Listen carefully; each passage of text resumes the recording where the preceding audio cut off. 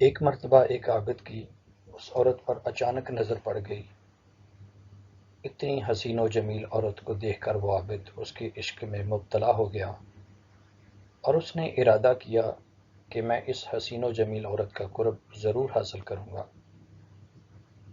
جب اسے معلوم ہوا کہ 100 دینار دیے بغیر میری یہ حسرت پوری نہیں ہو سکتی، تو اس نے مطلوبہ رقم حاصل کرنے کے لیے دن رات مزدوری کرنا شروع کی۔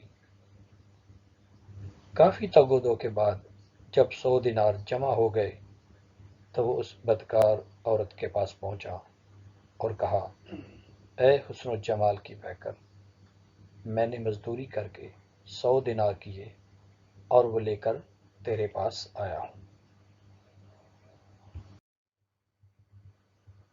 یہ سن کر اس فاحشہ عورت نے کہا، اندر آ جاؤ۔ جب وہ عابد کمرے میں داخل ہوا تو دیکھا کہ وہ حسین و جمیل عورت سونے کے تخت پر بیٹھی ہے۔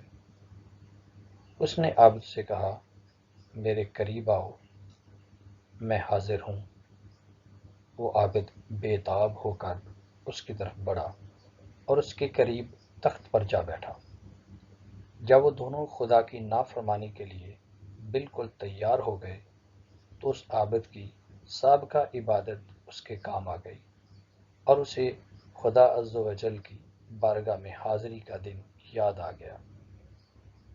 بس یہ خیال آنا تھا کہ اس کے جسم پر کپ کپی طاری ہو گئی، اس کی گناہ کی خواہش ختم ہو گئی اور اسے اپنے اس فعل بد کے ارادے پر بڑی شرمندگی ہوئی۔ اس نے عورت سے کہا، مجھے جانے دو اور یہ 100 دینار بھی تم اپنے پاس رکھو، میں اس گناہ سے باز آیا۔ اس عورت نے حیران ہو کر پوچھا، آخر تمہیں کیا ہوا؟ تم تو کہہ رہے تھے کہ میرا قرب حاصل کرنے کے لیے تم نے بہت جتن کیے، اب جب کہ تم میرے قرب میں ہو اور میں نے اپنے آپ کو تمہارے حوالے کر دیا ہے، تو اب تم مجھ سے دور بھاگ رہے ہو۔ آخر کیا چیز تمہیں میرے قریب سے مانے ہے؟ یہ سن کر اس عابد نے کہا، مجھے اپنے رب عز و جل سے ڈر لگ رہا ہے اور اس کا خوف تیری طرف مائل نہیں ہونے دے رہا۔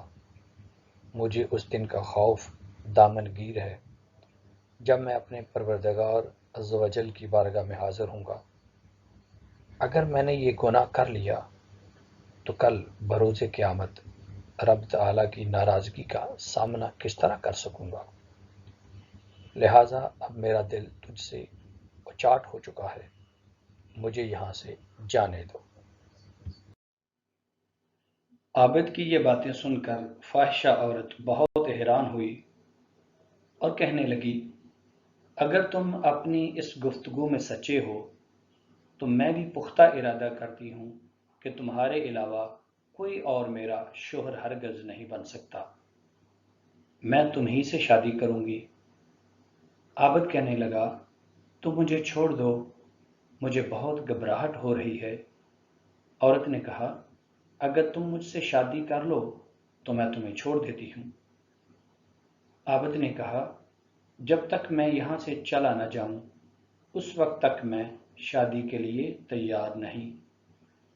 عورت نے کہا، اچھا، ابھی تم چلے جاؤ، لیکن میں تمہارے پاس آؤں گی اور تمہیں سے شادی کروں گی۔ پھر وہ عابد سر پر کپڑا ڈالے، منہ چھپائے شرمندہ شرمندہ وہاں سے نکلا اور اپنے شہر کی طرف روانہ ہو گیا۔ اس عورت کے دل میں عابد کی باتیں اثر کر چکی تھیں، چنانچہ اس نے اپنے تمام سابقہ گناہوں سے توبہ کر لی۔ پھر اس نے اپنے شہر کو خیر آباد کہا اور اس عابد کے بارے میں پوچھتی پوچھتی بالآخر اس کے گھر پہنچ گئی۔ لوگوں نے عابد کو بتایا کہ فلاں عورت تم سے ملاقات کرنا چاہتی ہے۔ عابد باہر آیا، جیسے ہی اس کی نظر عورت پر پڑی تو ایک زوردار چیخ ماری، اس کی روح عالم بالا کی طرف پرواز کر گئی۔ عورت اس کی طرف بڑھی تو دیکھا کہ اس کا جسم ساکت ہو چکا تھا۔ وہ بہت زیادہ غمزدہ ہوئی اور اس نے لوگوں سے پوچھا، کیا اس کا کوئی قریبی رشتہ دار ہے؟ لوگوں نے کہا، ہاں، اس کا ایک بھائی ہے، لیکن وہ بہت غریب ہے۔ یہ سن کر اس عورت نے کہا، میں تو اس نیک عابد سے شادی کرنا چاہتی تھی، لیکن یہ تو دنیا سے رخصت ہو گیا۔ اب میں اس کی محبت میں اس کے بھائی سے شادی کروں گی۔ چنانچہ اس عورت اور عابد کے بھائی کی شادی ہو گئی۔ رب تعالی نے انہیں نیک اور صالح اولاد عطا فرمائی اور ان کے ہاں 7 بیٹے ہوئے۔ سب کے سب اپنے زمانے کے مشہور ولی بنے۔